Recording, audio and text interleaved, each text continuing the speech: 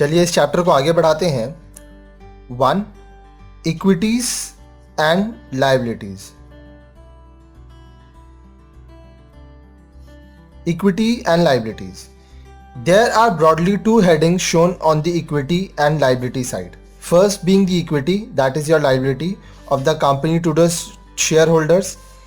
It is termed as shareholders fund. जो equity है वो क्या है? shareholders fund है.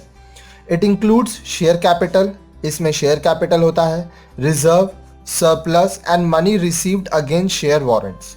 इसमें शेयर कैपिटल होता है, रिजर्व होता है, सरप्लस होता है और वो पैसा होता है जो शेयर वारंट से मिलता है। Second being liability of the company towards the outsiders. It is termed as liabilities. और दूसरा होता है जो outsiders की तरफ कंपनी का liability है। तो आइए हम लोग एक एक करके पढ़ते हैं। First, shareholders fund. A. Share capital. It is the first item under shareholders fund. Details required to be shown are share capital जो होता है वो शेयर होल्डर का फंड होता है। ये सबसे पहला आइटम है जो शेयर होल्डर फंड में हम लोग दिखाते हैं। इसमें सबसे पहला authorize share capital. Authorize share capital is stated in the memorandum of association and is divided into different categories such as equity share capital and preference share capital। देखिए share capital दो तरह का होता है, equity share and preference shares.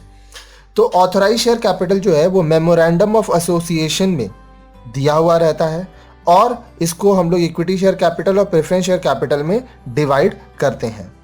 It is the amount of share capital that a company is authorize to issue under each category. Total जो amount है वो जो शेयर कैपिटल बनता है उसको कंपनी इशू कर सकता है इक्विटी शेयर या प्रेफरेंस शेयर में के कैटेगरी में। It is shown by the way of information in the notes attached to the balance sheet. Balance sheet में जो नोट्स अटैच करते हैं वहाँ पे इसका इंफॉर्मेशन हम लोग देते हैं। The above information is shown for formation only. The above information is shown for information only. That is, it is not added to liability. ये सिर्फ आपको इंफॉर्मेशन के लिए दिया गया है, ये लाइबिलिटी में ऐड नहीं होता है जो यहाँ पे है। Issued share capital.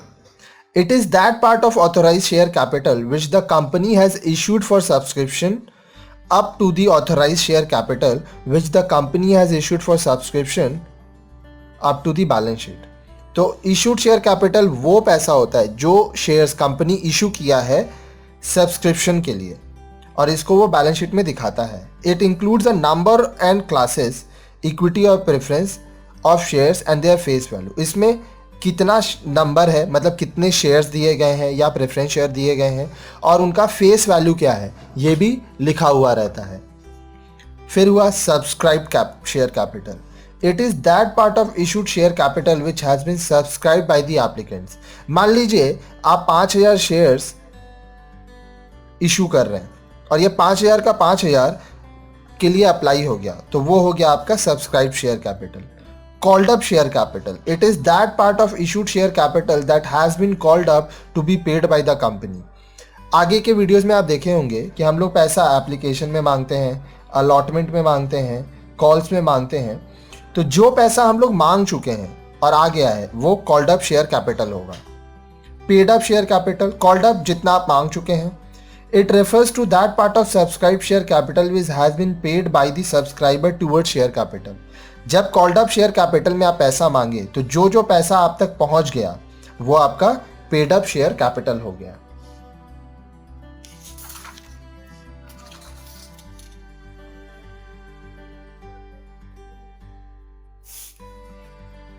Two, if a company has issued different types of equity and preference shares, details of each type of share is given.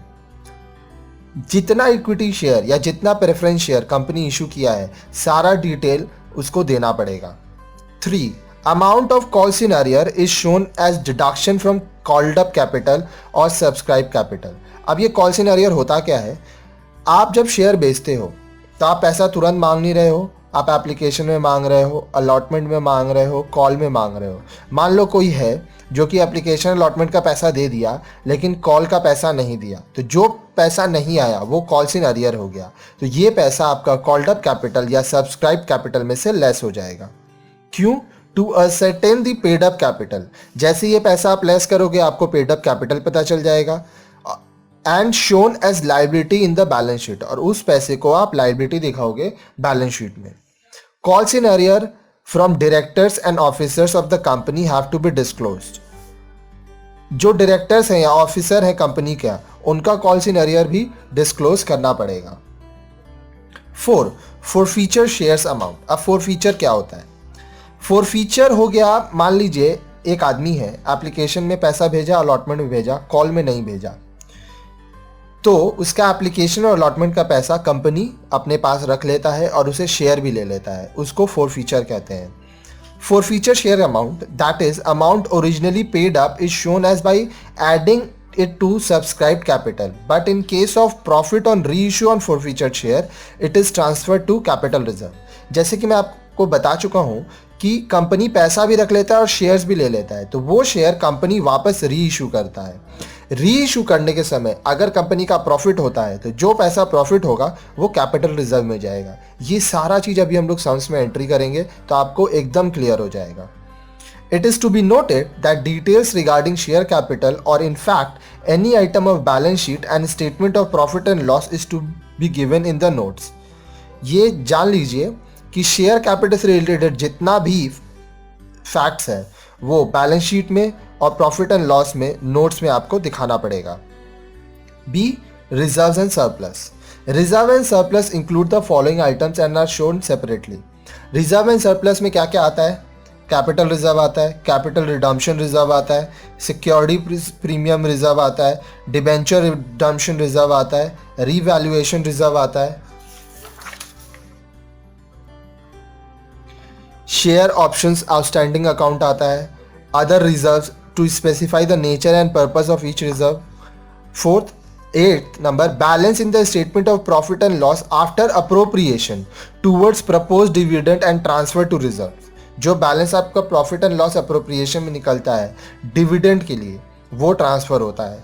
In case reserves and surplus has a balance under the head profit और loss for the year is added to it. अगर profit होता है तो add होगा, loss होगा तो less होगा। Thereafter appropriation is made by transfer to reserves और फॉर प्रोविजन फॉर डिविडेंड। इसके बाद जो रिजर्व है वो ट्रांसफर किया जाता है या तो डिविडेंड का प्रोविजन किया जाता है। If the balance after transfer of profit to the existing balance results in negative figure, it is shown under the reserves and surplus as negative amount। अगर मान लीजिए प्रॉफिट ट्रांसफर करने के बाद नेगेटिव फिगर हुआ तो ये रिजर्व एंड सरप्लस में नेगेटिव में दिखाएंगे हम लोग। It means it is deducted to arrive the total reserve. तो इसका मतलब क्या हुआ? इसको हम लोग माइनस कर रहे हैं, किस लिए? टोटल रिजर्व निकालने के लिए। The balance of the reserve and surplus whether positive or negative is shown under shareholders fund।